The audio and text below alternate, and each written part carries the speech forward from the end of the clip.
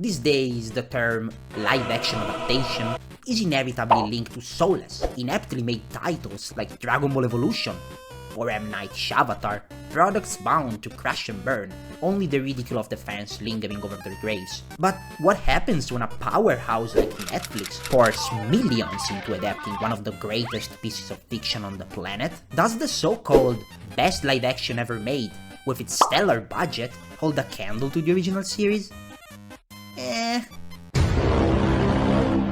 From newscoos and transponders nails, to incredibly crafted locations and amazing costumes, the series oozes passion for the original source. The attention to details is palpable in almost every location we visit, and often used to successfully enrich or convey something about a character or the world.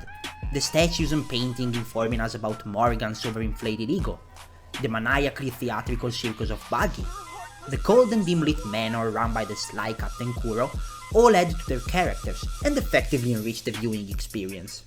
Zoro visiting Six's island and interacting with Mr. 7 makes the world feel wide and alive to a new viewer, while gripping the longtime fan with details and foreshadowings. But the one location that shines the brightest is without a doubt the Baratie. I can confidently say that it's better than its manga counterpart, especially the interiors, bringing us in a much more refined locale, rather than a good diner with brawls on the side. Add to the mix incredibly detailed costumes and designs directly picked from the original series, and you have a world that, although in a different way, screams One Piece. But in spite of all that, the show engages in a strange dance between a vibrant and expansive world, and one that feels restrained and a bit void. To me, that seems to ultimately stem from the limited number of episodes, and, above all, the pacing of the show, an element that greatly affects the world of One Piece is blessed with amazing lore, stories, locations, and most importantly, incredible characters. So, did the show give justice to these iconic characters?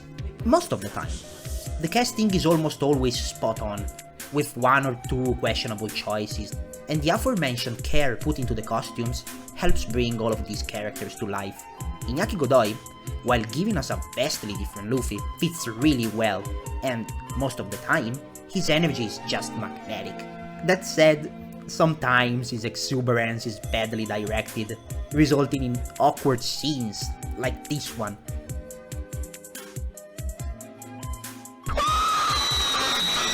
Overall, it doesn't detract much from the experience, and most of Luffy's character moments solidly land, like the beautiful scene where Nami asks him to help her ending Ablong's reign.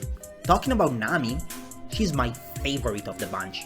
At the beginning, I was annoyed and wary of her stoic, cutthroat attitude, worrying that, in an attempt to appeal to a wider audience, the writers were going to butcher Nami's gentle and caring personality. But I was so glad that as soon as she spent some time with people that, well, didn't kill her mom, her armor shatters pretty quickly, and she's able to genuinely laugh for the first time in years.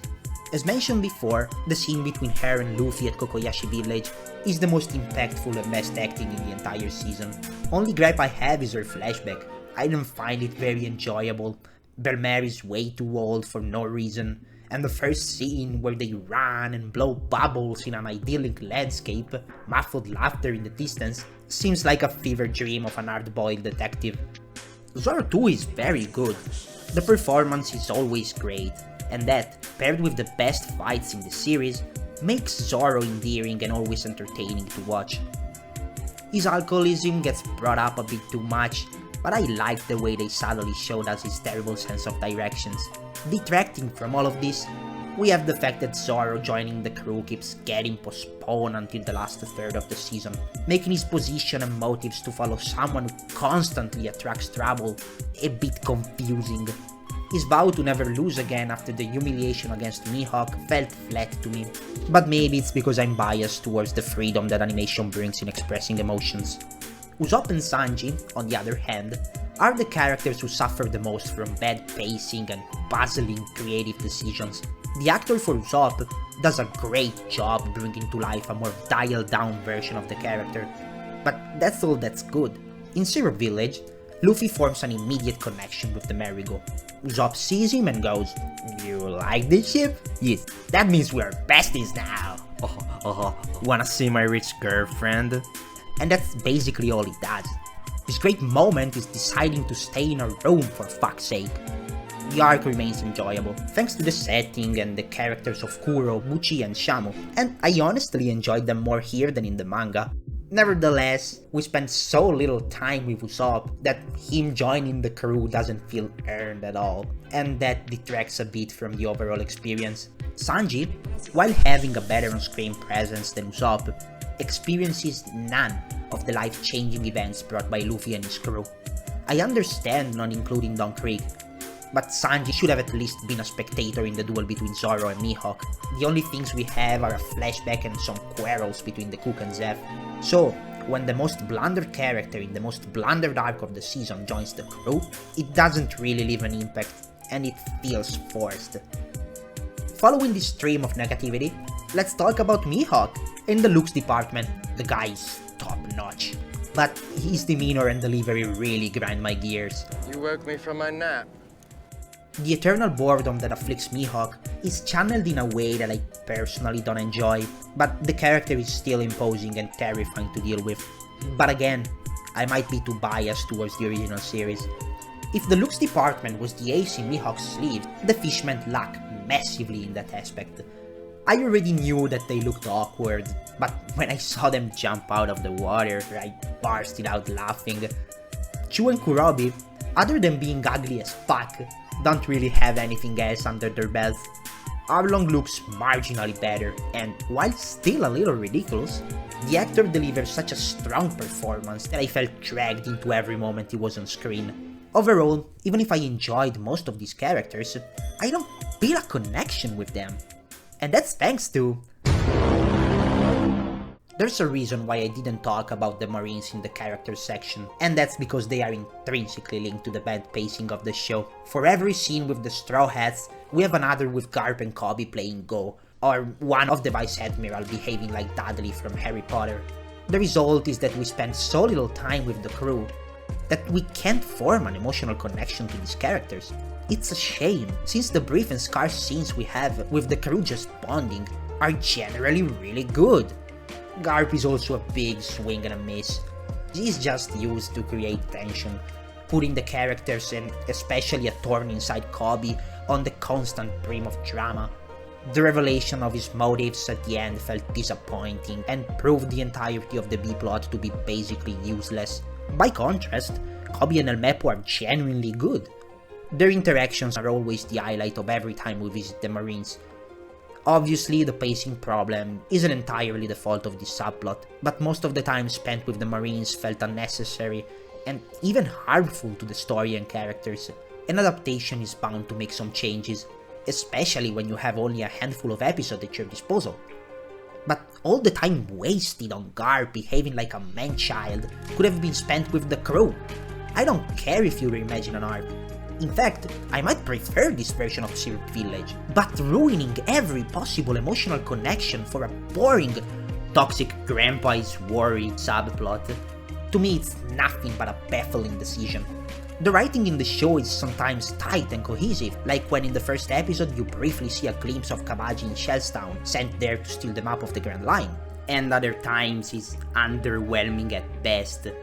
The lame little drinking game between Nami and Zoro comes to mind.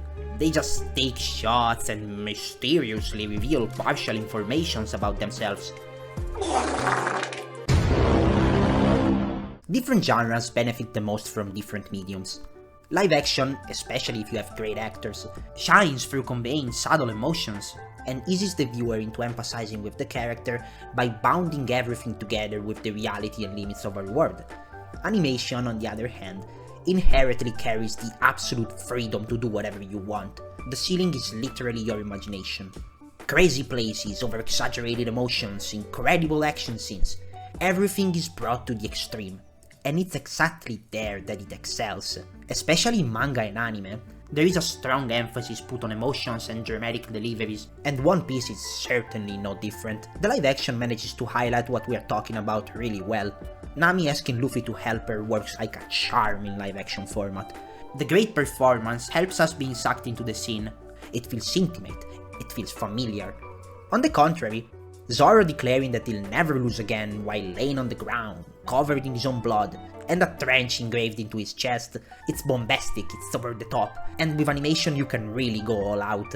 It's a cool scene, it's inspiring, but there's nothing subtle about it. It's loud and grand, and that's what makes it so entertaining and emotional in the manga and anime. The live-action counterpart, to me at least, with all of its realistic limitations, felt instead a bit cringy and claustrophobic. The total freedom of the drawn media permeates every aspect of the One Piece world, and it's particularly shown in how the size of the characters is used. It implies a hierarchy, a sense of danger, an insurmountable wall. Look at Arlong. In the original series, the fishman is almost 270 centimeters, or 8'7", and Luffy's head barely arrives at his meaty fish boobs. He's got a huge mouth with huge teeth. He looks and feels like a threat under every point of view. The Arlong in the live action is played by a human, with a human height and a human mouth, resulting in an entertaining but not particularly threatening character. Overall, the One Piece live action adaptation is a show with a lot of heart and respect for the source material and the fandom. However, all the love poured into every minute detail is often undermined by poor pacing and, let's say, curious creative choices. It's not bad by any means, but it's also not the best. I give this series 7 3-time skip Frankies out of 10. If we'll ever get a second season, less Garpy Boy and more crew please.